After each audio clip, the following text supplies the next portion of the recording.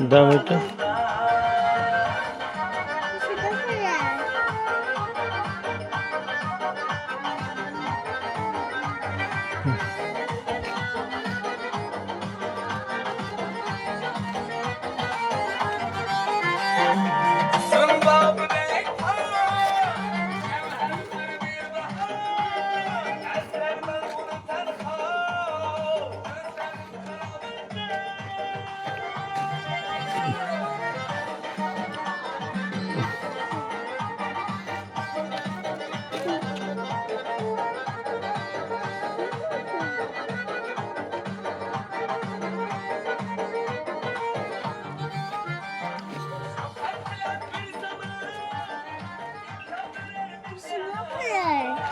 Hı?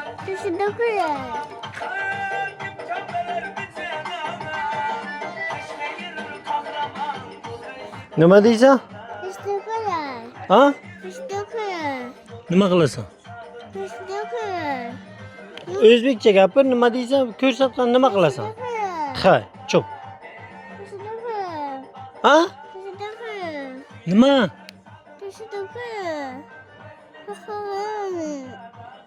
Tushunmadim dada. Nima qilay?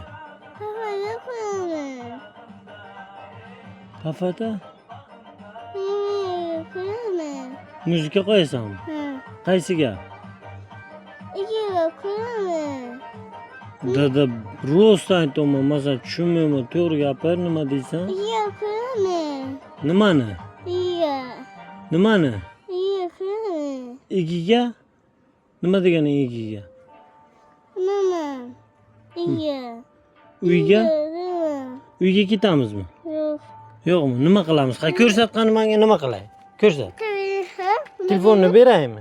Aha. To'xta.